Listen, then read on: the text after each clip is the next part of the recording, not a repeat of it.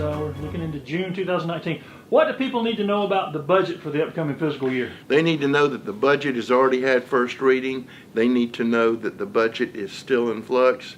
Council members are still engaged in discussions, discovery, and study. Coming up this Tuesday, there will be second reading on the budget. And is that the final version of the budget? Absolutely not. But at least we're getting closer and honing in. I mean, there's different things they're talking about. One of them is talking about the possibility of a road fee. And if they do a road fee, they would want to have a sunset provision in there that, hey, let's see how it works for 4 years, but it would generate around $5.3 million a year. And so that's just one of the items. They're looking at ways to reduce millage, actually reduce millage. They're looking at the possibility of increasing some fees that primarily affect people who don't live in Anderson County but come in and do business in Anderson County. Various of those we've looked at and examined, and we're the lowest in the upstate. Some of them we are so low it's not funny. Council made a conscious decision during the recession that we were going to keep everything as low as we could to not stymie development, but now we can inch up a little bit and take advantage of some of the growth that's occurring and help pay for some of the growth that's occurring. And the vehicle fee you're talking about is tied to that, reducing the millage. It's tied to that, and again, this is still up for discussion, but they don't want to put the complete burden on the property owners, and if they could reduce a mill, I think that would be a benefit.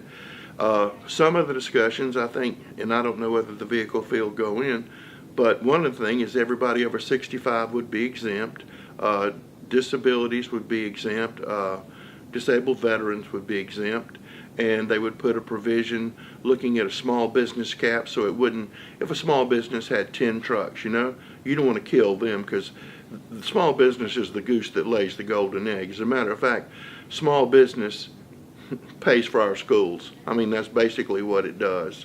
And so council doesn't want to put a burden on them. And part of that discussion has been, let's take Michelin Boulevard. We know good and well right now that if we, and we know it's going to crumble because it's about 25 years old. If we'd had a bad winter last year, it would crumble. That's $6 to $7 to $8 million to replace that road.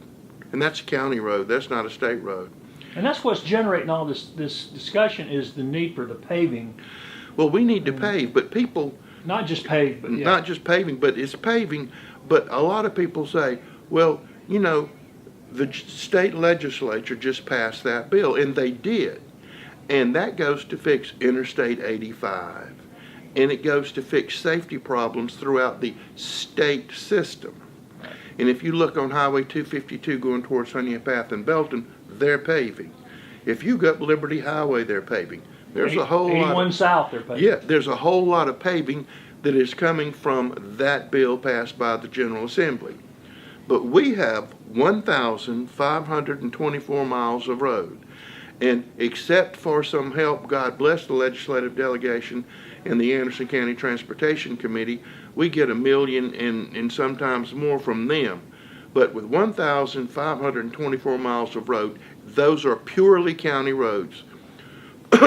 We need a solid, secure, and increased funding source. And you say, well, what's it going to do? All of the roads in all of our subdivisions are crumbling. We're not talking about paving 85 with this money. We're talking about paving the road in front of your house. We're talking about cleaning up your ditches and fixing your pipes. And so nobody's going to come save us but ourselves. But again, that's under discussion. Will it be revenue neutral? Absolutely not. But if you're over 65, you're on Hempstead exemption, and they reduce your taxes a mill, you're going to save money. National studies, and everybody's got a national study to prove everything. They can also prove that people can walk on their hands and they'll live 100 years. But respectable studies, but who wants to? But respectable studies have shown that better roads reduce road maintenance, and it certainly reduces tire wear. So I think that there's something to be gained by that, and it also makes us attractive. But this is for home folks living here, again, and I can't say this enough. This is to pave the road in front of your house. And not just paving, we're talking about that, but most of what we're looking at has been left because of lack of funds for so long. We're talking about having to replace a lot of roads. And if I'm not mistaken, Holt Hopkins said it's 1 mile is $500,000. Yeah, To 1 mile dig up, and that's what we're going to do. to completely reclaim, and some of them are getting like that. Again, if we'd had, with all of the rain we had, and if we had a real severe freezing situation, our roads would be coming out of the ground, bona fide coming out of the ground. And so I think council thinks now it's the time to address that issue. Again, that's up for debate, that's for discussion. One interesting thing about that is that that has to go exclusively for roads. And one of the council members said that they would want a completely separate audit on that, which I think is a wonderful idea. Because I know some places where they didn't, and they started mingling some of those road funds and doing some of that other stuff. And The penny education tax is a good example in South yeah, Carolina. but you can't do that. If you tell people you're going to put it on roads and bridges and the drainage that's attended to that, then that's what you have to do. So that's being discussed. And they're already in the process of getting the state and federal money to do those roads, and the county's got a list of priority roads they're working on now. Absolutely. Including, I still think it's very interesting, the innovative paving where the big vehicle comes in and grinds it up and repaves it all at once. And we're doing that in association with Greenville County. Right. And it's going to be, I think if we sold tickets, we could raise money to actually pay for the road. Because I know I'm anxious to see it. Yeah, I am too. Because as we talked earlier, they can do it out west, Arizona. I mean, you're going straight shot 100 miles, it works. Here, it's few and far between. Speaking of roads, roads have an impact on economic development. Let's talk a little bit about that. I know we've got, you just had announced a new aerospace company in Piedmont. Yes. And they're bringing jobs, and Arthrex the building's looking better and better every day, and They were they're out eventually going to have planting 2,000. 2,000 employees that were out planting trees and sod yesterday and watering heavily. And that's more cars on the road. You got more That is people working absolutely and more cars on the road. Right now, Anderson County probably has around 210,000 cars on the road. But this also includes, other things. Right now, if you are on one of those little scooters, you're not paying anything. But you're enjoying the use of the roads. So, they'll get to participate too. And a lot of people who aren't currently participating in preserving and upgrading Anderson County will get a shot to help out. it's a shame we can't tax the big 18-wheelers coming through our little roads, tearing tearing them up. The federal people already have that well in hand. Well, what else economically? Any other economic news coming you can talk about? We have several good projects that we're working with, some existing and some new ones, and we're in competition for some really nice ones. I'm not saying that we've gotten them yet, but I mean, the Ortec project we did in Pendleton, they just bought 90 more acres. They're going gangbusters. They're going to expand. They pay a tremendous amount of money, salaries. And some local companies that have been born and raised here, we're happy to help them. And we're working with a couple of those because of all the industry that we have in Anderson County, and all of those in the upstate. They're supplying people like crazy, and they're expanding. So everything's going real good for that. And so we're real happy about that. People who have been here a long time may forget. Let's remind people of some of the attractions to industry to this area and why people want to come here. Well, I just think one of the things, and people may think it's stupid, but Anderson County, as I've stated before, has always had a long industrial heritage. With all of the cotton mills, you think of the number of cotton mills in Anderson County and in every town and in around the city of Anderson. Our people were doing industrial work a long, long time ago, and I think that is carried over. So people tell us, and people say all kinds of things, but they say, man, people in Anderson County work, and we appreciate that, and they like to show up for work, and the work ethic here is good. From the work ethic, we also have infrastructures in place. One of the things I don't think we've ever talked about is, we have an electron microscope which is available to industries, and a lot of them really need that kind of testing. Yes, they do, and it's at the Clemson Research Park. And I mean, a lot of people don't even know what's there, but there are not a lot of those laying around the country. But we're also located conveniently on Interstate 85. We also have Lake Hartwell. I mean, I was looking at an ad for Lake Oconee in Georgia. It was in a Garden and Gun magazine, okay? And they were bragging about how close they were to Atlanta, and they had 545 miles of shoreline. And I'm going, man, we've got that beat about 5 times. In addition to Lake Hartwell, we've got Broadway Lake and part of Lake Secession's in Anderson County, and we've got the Saluda River, which leads me to the Saluda River Rally, which will be Saturday. As of right now, we have 152 people signed up. We may break 200 or 300 people. That's grown every year. It's the 10th anniversary. So we're excited about that. We're excited about that, and we think that has a lot to do with the purchases and acquisitions going on in Piedmont, Pelzer, area that are directly tied to the river. I expect, and I hope to see, and I hope I haven't mentioned this before, but the Swamp Rabbit Trail really saved and revitalized Travelers Rest. And I think the Saluda River Blue Trail is going to have the same kind of effect on Piedmont and Pelzer. And I know some very large developers are already investing in downtown Piedmont. And from what I understand from talking to them, the lofts and apartments they have already spoken for.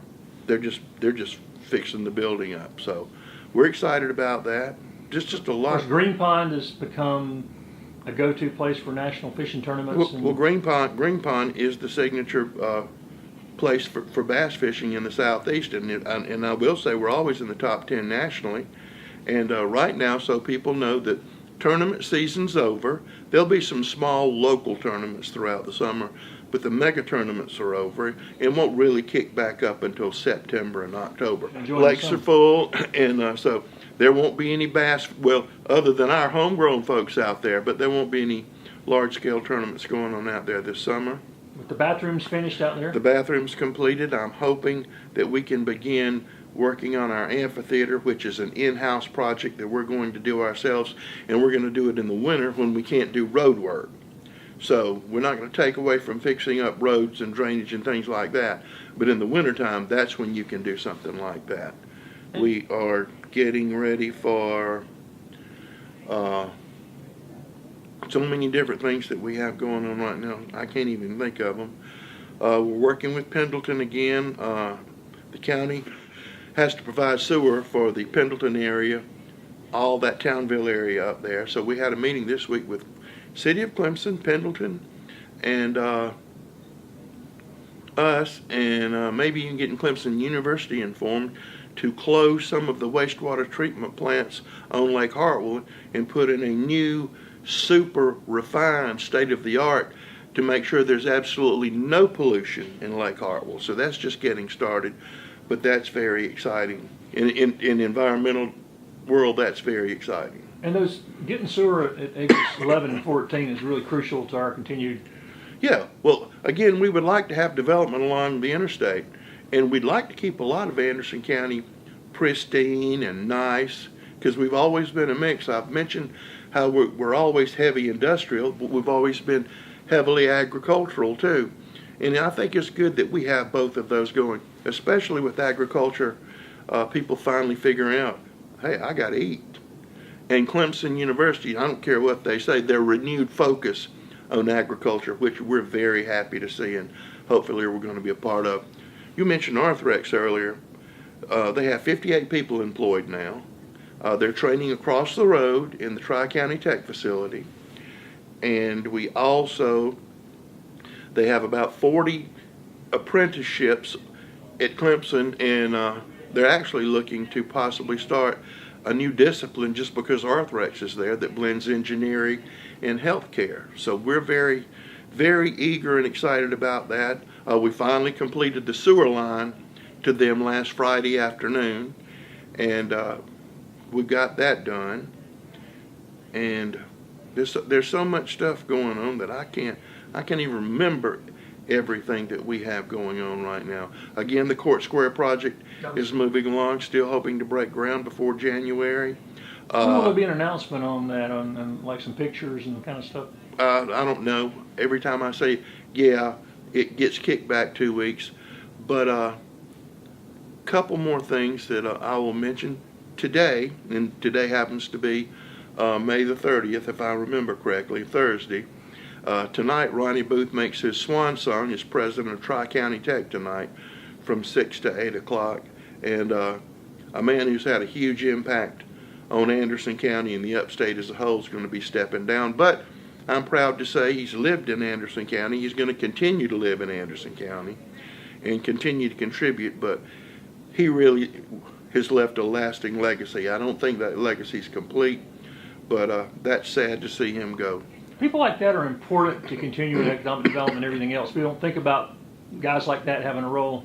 Look, when we're sitting there talking to an industry, somebody from Tri-County Tech is with us because they want to know who's going to train them. I mentioned earlier, that building that Tri-County Tech has across the road from Arthrex is now training those workers at Arthrex. How long do you think it takes to train 2,000 people? A good while, because like we've always said, when we announce an industry, we usually have an agreement, you're going to create X amount of jobs and spend this much money.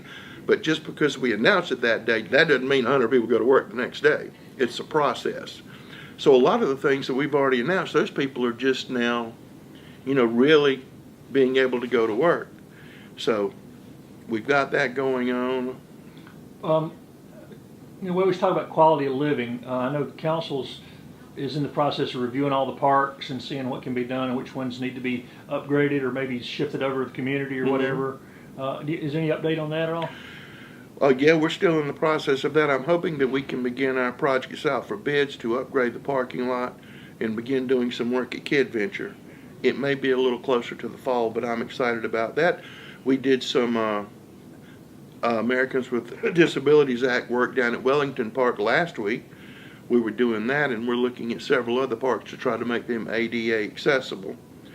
So, and then the next piece of that puzzle maybe is entertainment in the Civic Center. I know we got Larry the Cable Guy coming. Well, you got Larry the Cable. Labor Day with Solar and Well, Anderson. we got Larry the Cable Guy coming. Then you've got Crowder, who is a very big Christian act, and those tickets are selling. Then you've got Travis Tritt coming, and then there's several more acts that are in the making. So you're about to get a steady stream of entertainment at the Civic Center, so you don't have to go to Greenville. Council's giving more intention to it though, right? Well, council says, hey, we want to cut the deficit. No civic center in America makes money. If they do, they're telling a whopper. But they don't want it. They want it to be a place for entertainment for people in Anderson so they can come here and see things close to home. And they also want to narrow the deficit as much as possible. And the way to do that is to have people here. There's something going on at the Civic Center every day, but a lot of it is not generating money. And then people say, well, the Civic Center's not generating money. Well, you don't charge people for walking on the trails. You don't charge them for going to the duck pond. You don't charge them for playing on Kid Venture. You don't play them for going out there just to lay around and read a book. Out there. And again, that's our central park.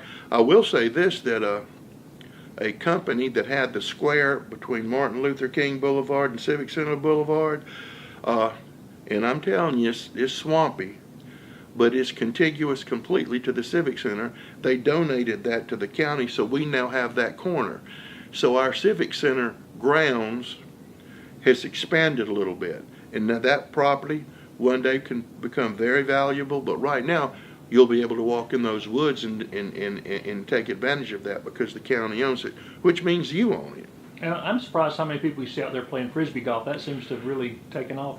People, when that started, they said, well, nobody does that. Well, they do that. A lot of them do that. And drive from all over to do that. And drive all over to do that. And a lot of them go up to Dolly Cooper Park and play Frisbee golf. A whole lot of them go up there to do that. What about the plan to connect, the track all the way down the connector to the Civic Center? Where are we on that? That's an ANATS project, and I think they're still acquiring right-of-way. That's going to be a wonderful thing when that happens, when you'll be able to go from 81 all the way to the Civic Center in one continuous trail. I think that's going to be awesome. And that's going to tie in with the other projects that the city has going on. Another thing, the last thing I need to mention is, there's going to be another new hotel in Powdersville. There's going to be another new hotel at Clemson Boulevard in 85. Maybe two. And the city is still working with that hotel down there. So something's going on, and some people want to be in Anderson County. I was talking to a fellow the other day, is that Arthrex rents religiously 40 rooms at the Hilton Garden Inn. Just constant. People coming in and out. Once the budget's passed. Yes. Summer starts. What's the next big challenge that council's going to face once they get through the budget time and get started into summer and beginning into fall? Economic development, land use in the Powdersville area, continuing to work with towns in Anderson County, completing our sewer projects, working on our parks. There's never a lack of anything to do here, and there's so much to be done, and so much that we need to be doing. And looking at our land use regulations, and in some areas we're going to be tightening them up. We've got a world-renowned expert on land use regulations coming to the Civic Center. We'll update you on that later, and we'll hopefully have that on our television channel too. But there's just a lot of things going on.